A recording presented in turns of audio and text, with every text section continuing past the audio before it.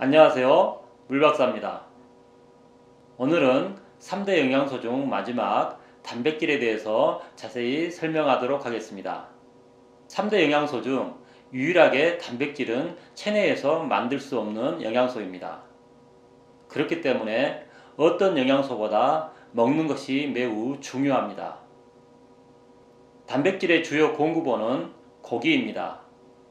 그렇지만 건강이 좋지 않는 사람들은 고기는 건강에 나쁜 식품이라고 생각합니다. 그래서 식물성 단백질을 먹으려고 노력을 하죠. 식물성 단백질의 대표적인 것이 콩입니다. 하지만 콩은 우리 몸에 필요한 모든 단백질의 원료를 공급할 수 없고 소화가 잘 되지 않는 식품입니다. 아무래도 우리 몸에 필요한 단백질을 공급하는 데는 불리한 식품인 것이죠. 그래도 동물성 단백질보다 식물성 단백질을 섭취한다면 반드시 꼭꼭 씹어서 먹어야 됩니다.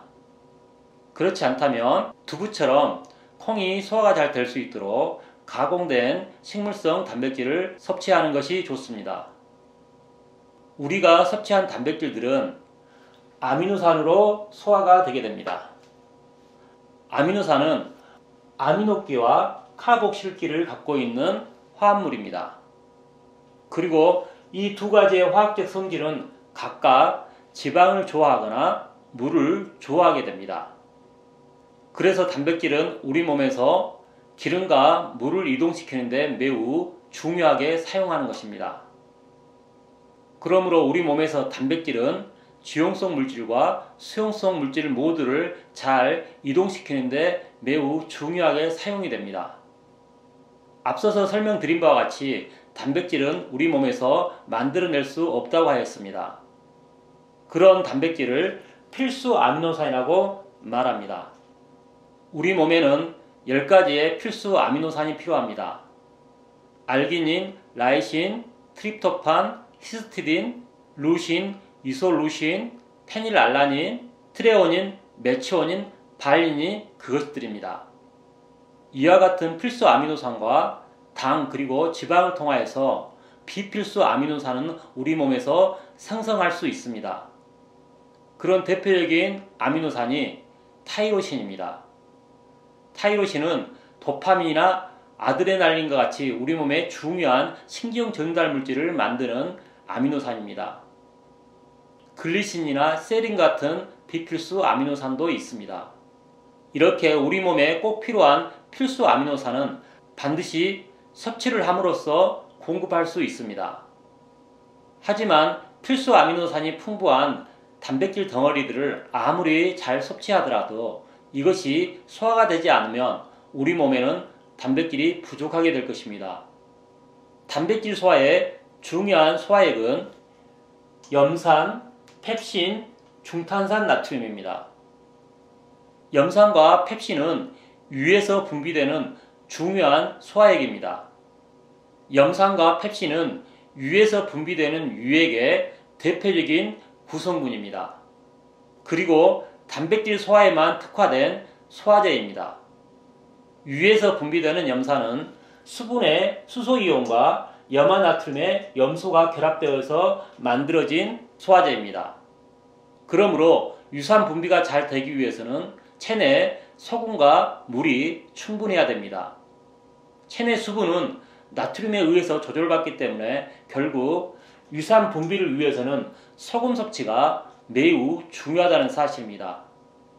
여러분들 중 소화가 잘 되지 않아서 고생하고 있는 사람들이라면 여러분의 소금 섭취가 어느 정도 되는지를 점검해 보아야 됩니다. 대부분이 소금 섭취가 다른 사람에 부족하거나 많이 먹더라도 물을 지나치게 마시거나 술, 커피 등 이뇨제를 즐겨하게 되면 체내에 소금이 부족해질 것입니다. 이런 이유로 여러분은 소화를 시킬 수 없는 몸으로 변화되는 것입니다. 펩신은 단백질을 가지고 만듭니다.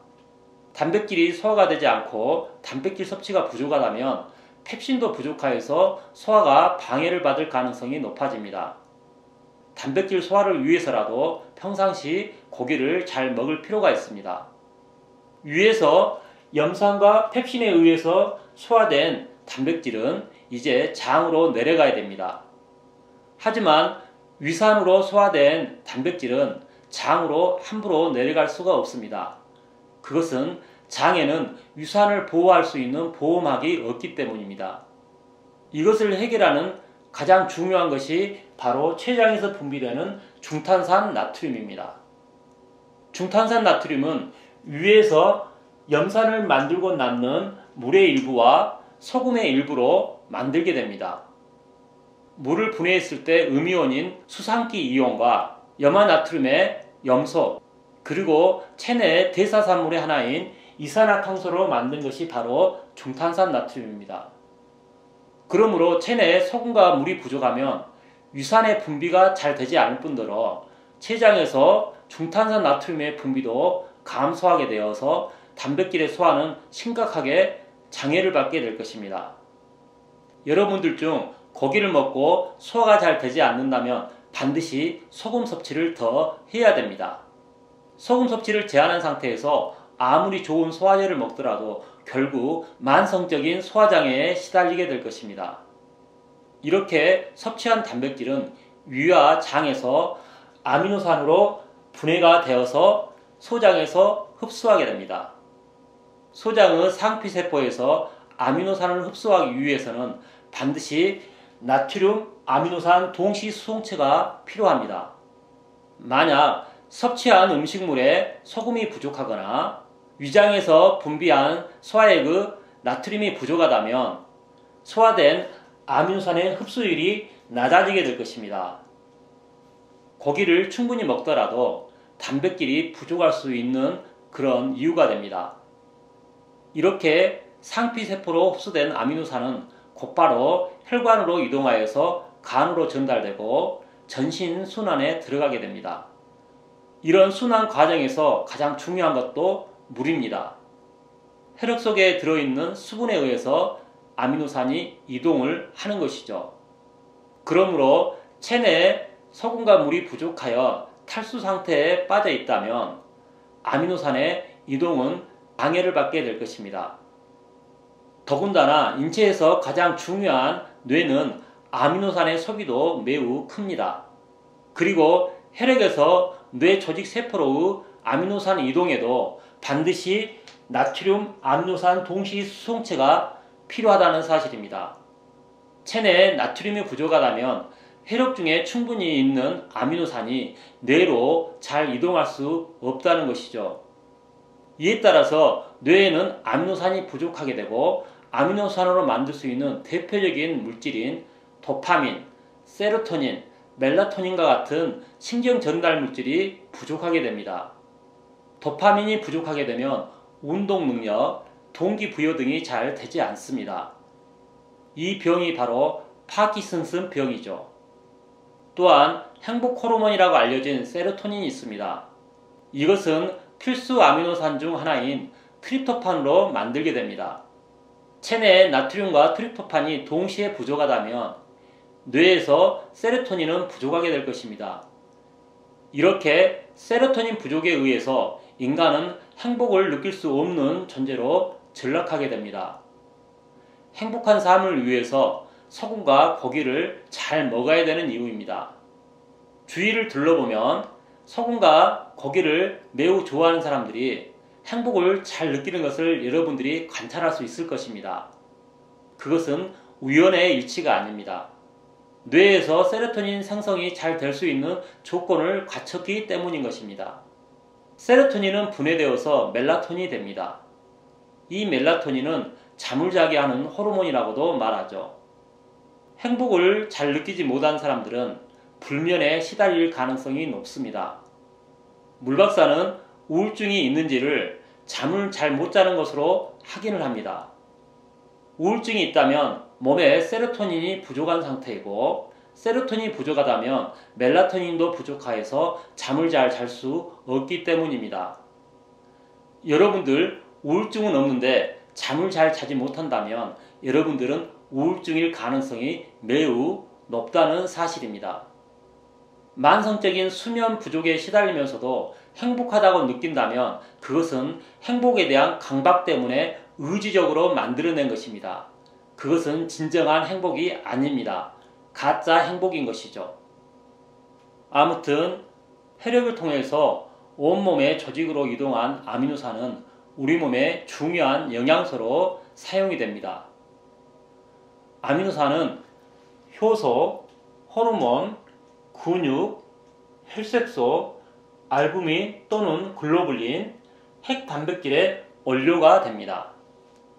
사람들은 건강을 위해서 상업적인 효소 제품을 사서 먹습니다. 하지만 효소는 우리 몸에서 아미노산을 통하여서 합성을 한다는 사실입니다. 그러므로 효소의 효과를 보기 위해서는 효소 식품을 사 먹을 것이 아니라 고기 한 점을 맛있게 먹는 것이 훨씬 좋습니다.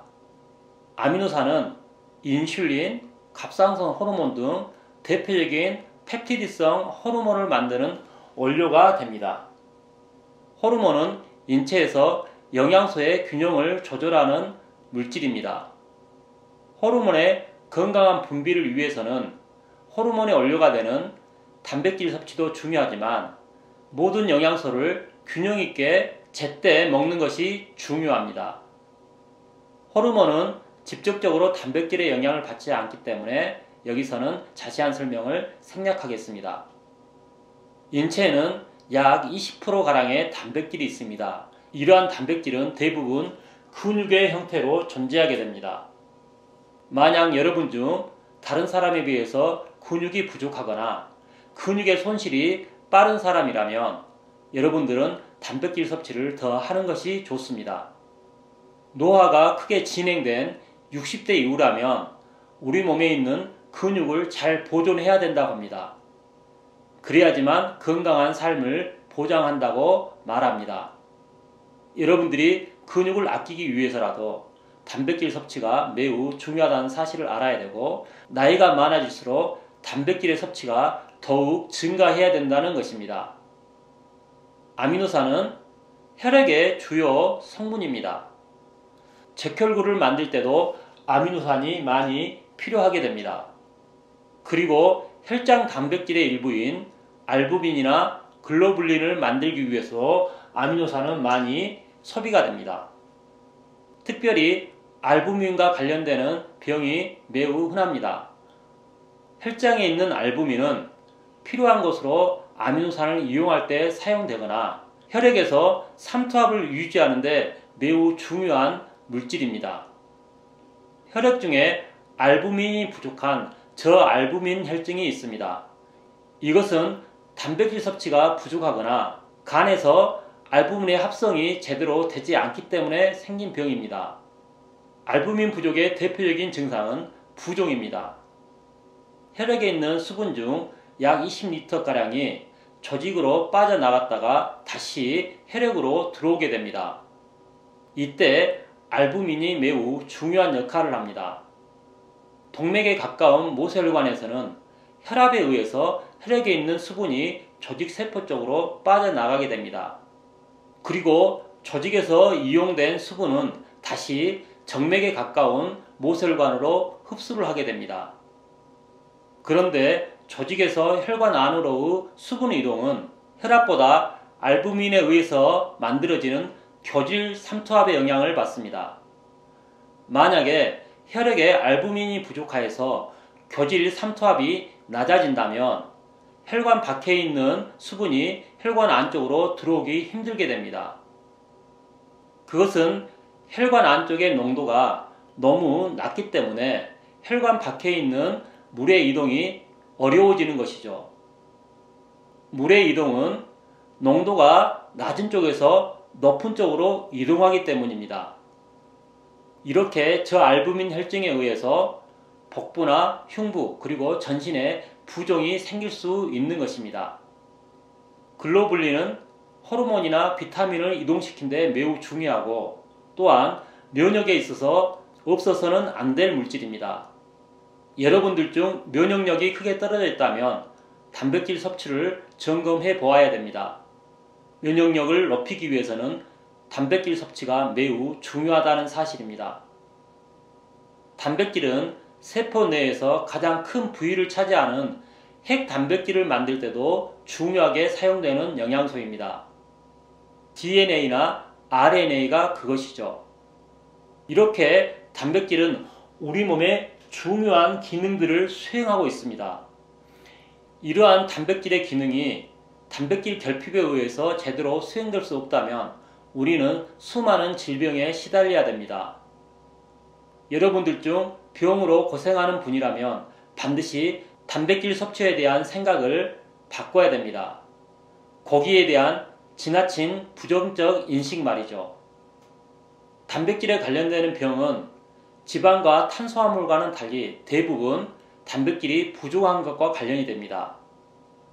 그만큼 우리는 단백질 부족에 시달릴 가능성이 높다는 사실을 알아야 됩니다. 체내에 탄수화물이나 지방이 부족하면 이들은 얼마든지 생성할 수 있습니다. 하지만 단백질 부족은 어떤 방법으로도 해결할 수 없다는 사실입니다. 동양 사람들은 식사를 못할 때 탄수화물만 외칩니다. 하지만 서양인들은 밥을 먹지 못하면 단백질을 외칩니다. 물박사도 서양인처럼 탄수화물보다는 단백질을 외치는 것이 맞다고 생각합니다. 그것은 탄수화물로는 단백질을 만들 수 없기 때문에 3대 영양소를 공급할 수 없습니다. 하지만 단백질은 탄수화물과 지방으로 전환될 수 있는 유일한 영양소이기 때문입니다. 단백질은 몸에서 만들어낼 수 없기 때문에 공급과 소비의 영향을 명확하게 수치할 수 있습니다. 그러므로 우리는 섭취한 양과 소비된 양이 정확하게 일치하도록 노력을 해야 됩니다. 그것은 얼마나 체격을 일정하게 유지할 수 있는가 또는 건강 상태로 확인할 수가 있습니다. 아름다운 몸매와 건강한 신체 상태라면 여러분들은 단백질 섭취를 잘 하고 있다고 판단해도 괜찮습니다. 하지만 너무 뚱뚱하거나 너무 말랐거나 또는 건강하지 않다면 단백질 섭취에 어떠한 문제가 있는지 여러분들은 점검을 하시기 바랍니다. 이러한 점검이 스스로 어렵다면 물박사에게 상담을 요청하십시오. 물박사는 여러분의 몸에 단백질의 문제가 무엇인지 정확하게 분석할 수 있습니다. 단백질에 영향을 주는 모든 변수를 다 알 수 있기 때문입니다. 체내에 단백질이 부족할 수 있는 대표적인 이유들은 기아 상태, 영양 불량, 열성 질환, 외상 등입니다. 여러분의 단백질 부족은 무엇 때문에 생긴 걸까요? 여기에 덧붙여 단백질 소비가 가장 많은 뇌 활동이 증가한다면 여러분들은 단백질을 많이 먹었음에도 단백질이 부족할 수 있을 것입니다. 아무쪼록 단백질을 충분히 공급하게 되면 여러분들은 행복한 삶을 살게 될 것입니다. 단백질은 여러분에게 행복감을 주는 가장 좋은 영양소이기 때문입니다. 물박사는 여러분의 행복한 삶에 작은 도움이라도 된다면 끊임없이 여러분들에게 좋은 정보를 알릴 것입니다. 이 일을 좀 더 잘할 수 있도록 여러분의 채찍이 필요합니다. 그 채찍은 구독, 알림 설정입니다. 물박사를 채찍질하는 여러분들 매우 감사합니다.